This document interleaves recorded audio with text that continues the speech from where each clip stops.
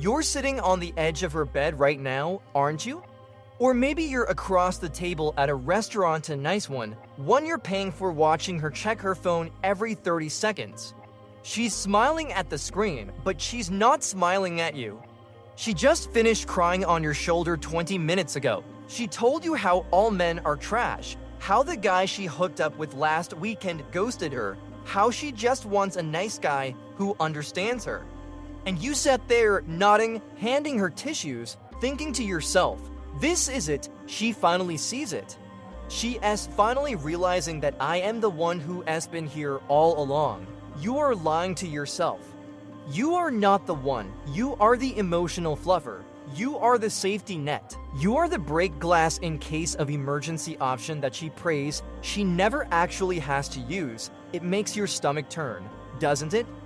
That sinking feeling when she calls you her bestie or her big brother. You swallow that bile and force a smile because you are terrified that if you make a move, you'll lose her completely. So you settle for crumbs. You take the hugs that last a little too long, the late night texts about her anxiety, the movie nights where you sit 3 feet apart.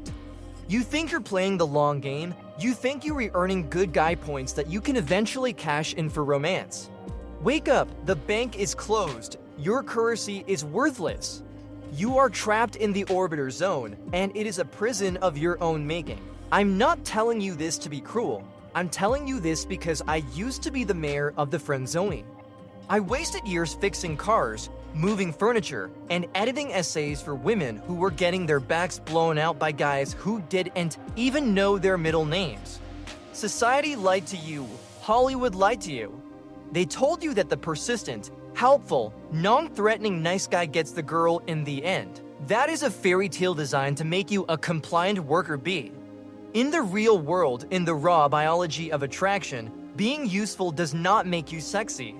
It makes you an employee, and you don't sleep with the help. You need to understand the dark evolutionary logic behind why she keeps you close.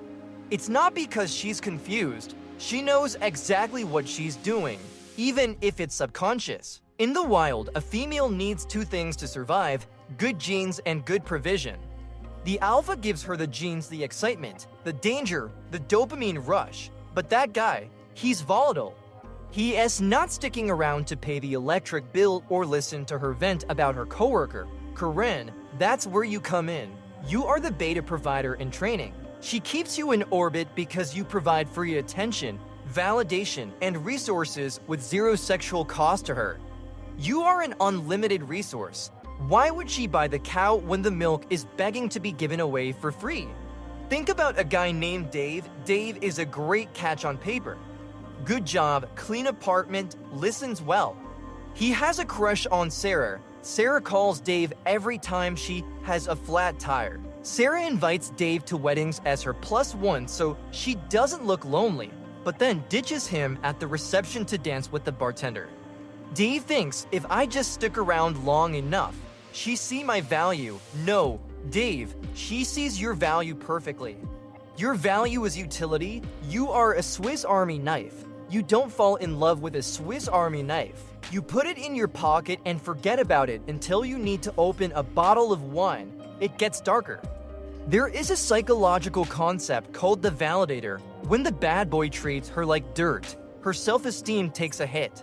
She feels worthless, so she calls you.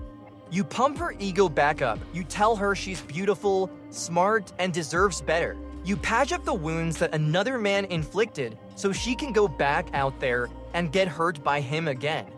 You are literally part of the ecosystem that allows her to chase toxic men.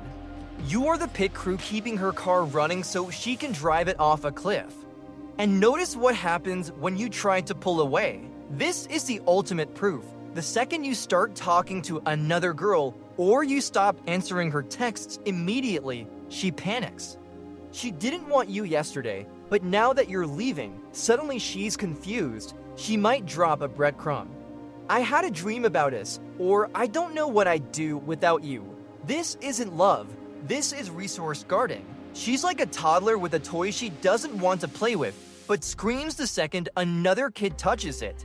She doesn't want you, but she doesn't want anyone else to have your attention either. She needs that attention to survive. You have to understand that nice is not a sexual market value. Safe is not a turn on.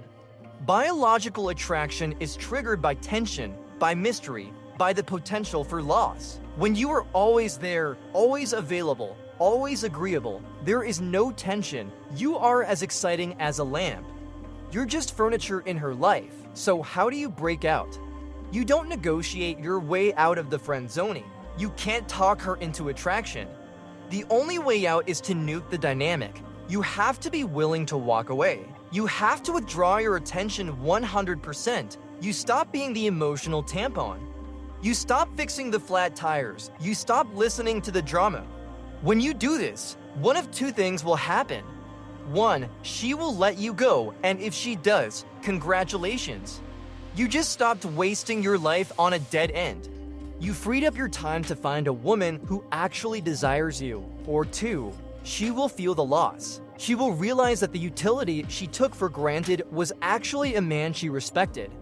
And only then, when she fears losing you, can attraction possibly grow. But you can't fake it. You have to be willing to lose her to get her.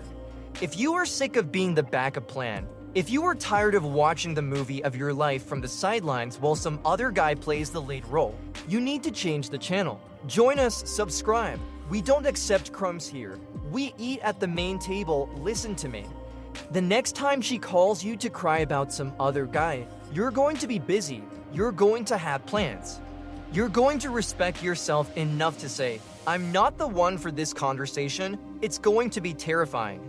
It's going to feel like you're jumping off a cliff. But that cliff is the only path to your manhood. Stop being an orbiter. Stop being a satellite circling her world. Be your own planet. Let her feel the cold of space without you. That is the only way she will ever look for your warmth.